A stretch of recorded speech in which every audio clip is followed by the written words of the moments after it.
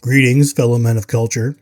As always, I'm broadcasting live from the peak of Thundercock Mountain. It's been 3 years since the E3 Expo officially shut down. Long enough for my balls to sag yet another millimeter. They're now low enough to hang outside of my boxer shorts for my dog to lick. Every big publisher now has their own little live streams to showcase their upcoming titles. Something Nintendo beat them all to the punch to. But all we get with Nintendo Directs these days is a 30-minute long live stream of a gaping butthole. Sony just streamed their 2026 State of Play showcase about a day ago at the time of writing. And I honestly must admit, I was surprised at what they showed. Maybe someone at Sony took a dildo bat to the head and shook the cobwebs out of their brain, because this State of Play had actual games in it, with one big letdown near the end, which I'll definitely get to. Really quick, I want to thank this video's sponsors, my channel members. I greatly appreciate your support in my videos. If you like what I do, consider a membership and join us on Thundercock Mountain. The first reveal was a creamy delight that I honestly thought Sony and Insomniac would drop the ball on, after they cucked Spooderman in his own game.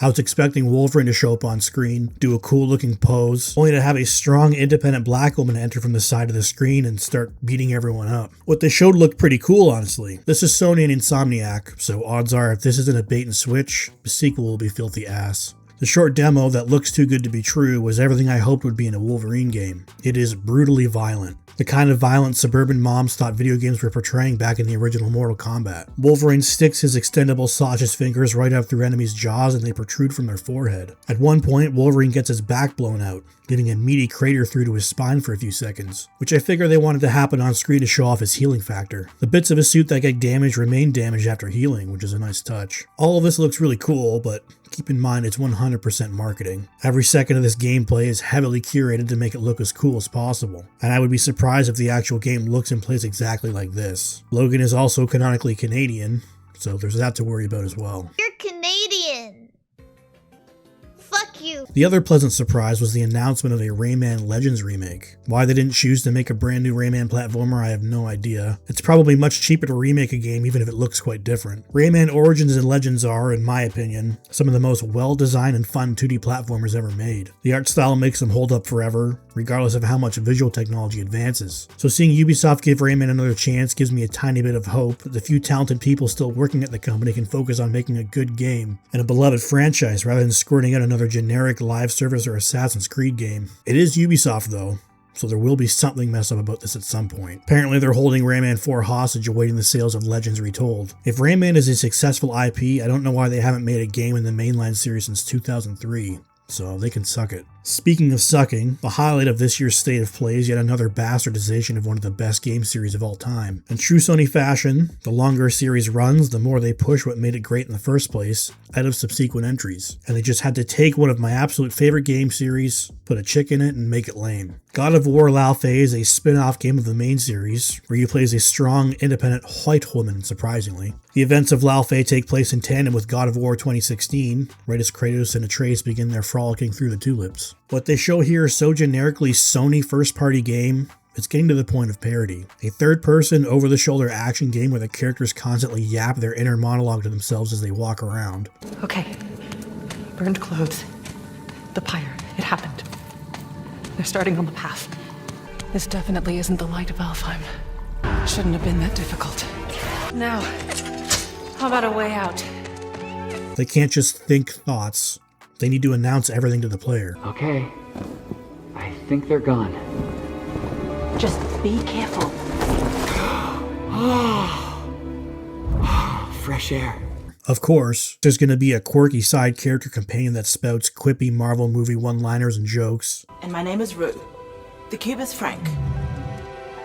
The cube's name is Frank. I was hoping we were finally out of this cringe millennial style of writing, but this game has apparently been in the works for 6 years at this point, so it's stuck back there. The cube is voiced by Jack Quaid, by the way, which is why all the comments are making Billy Butcher jokes, which is the best thing to come out of this game's announcement so far. They call this a 20-minute gameplay reveal, but in practice, it looks to be maybe 6 minutes of the player in direct control of the girl boss. The rest is cinematic cutscene stuff. One of the biggest criticisms so far is the amount of time between playable sections, where the player is only tasked with hitting the R2 button when prompted. We all know these are cutscenes, Asking us to hit one button every few minutes or look for a door for a few seconds between non-playable sections doesn't count as gameplay. It's the interactive equivalent of turning the page in a book. One thing you can't say is the game looks bad, visually speaking. It definitely looks like money. This is a AAA video game with a massive budget, and it shows. Budget being the key word here. Sony has been breathing down the ass cracks of some of their studios lately for how much money they're burning making their games. Naughty Dog in particular is in the crosshair for how notoriously slow they are to put games out. For every brand new release, we get 4 remasters of The Last of Us 1. Intergalactic has been in development for about 6 years now. Since 2020, Sony first-party game sales have dropped by the millions every year. That makes new games even in well-known popular IPs like God of War a huge risk, since games typically exceed $200 million to make, while selling fewer copies as time goes on. Which makes God of War L'Alpha even more confusing. Going with a side character at all is a risky venture, but making one with a character players aren't familiar with is even worse. Particularly since Sony and Santa Monica Studios should know the series audience better than anyone. 2 or 3 women might step up and say they love God of War, and they probably do, but for every one woman, there are 10,000 men, Bonnie Blue style, that love the series just as much. Just like with Gears of War, the God of War series think they can slap the name on anything and have it sell, and it probably will. Not as much as a real God of War game, but I think the game will sell well. With games taking 5 to 7 years and hundreds of millions of dollars to make, and Sony titles in particular selling less and less every year, selling a few million copies might not be enough anymore, which is why I'm so baffled they would take this risk instead of just continuing the main series. They're doing what they've done with a bunch of other highly successful IP,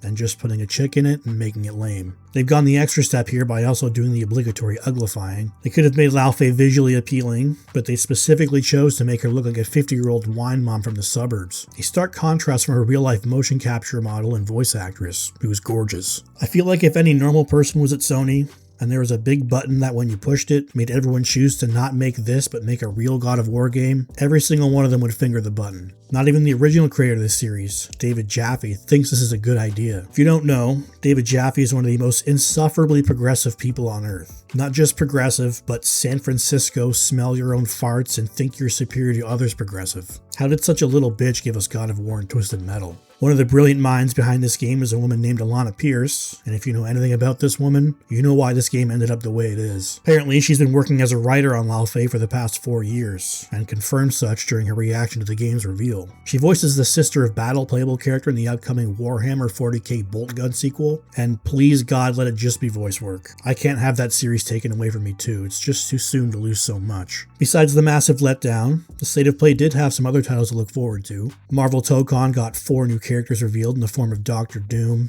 Magneto, Carnage, and the Green Gobbler. You're gay.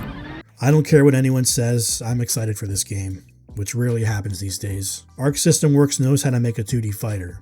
They've already proven they can strike gold with licensed titles like Dragon Ball FighterZ, easily my favorite fighting game of all time. They're one of the few developers I feel confident putting my faith into. Onimusha, Way the Sword, is looking solid. Ill looks scary. Crystal Dynamics didn't uglify Lara Croft, which is a big surprise. Until Dawn 2 came out of nowhere, and everyone's favorite, Marathon Season 2. One of the funniest things about watching the State of Play live was the chat being spammed by Destiny players. Some were mad about Destiny 2 getting its final update.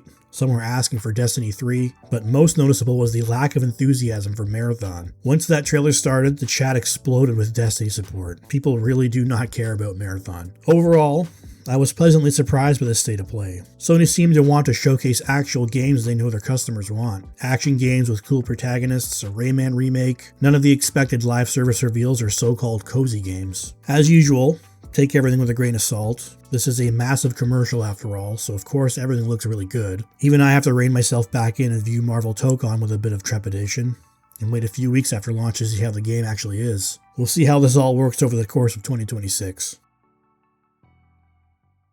Thank you for watching. If you enjoyed the video, I'd appreciate a like and subscribe, and I'll see you all in the next one.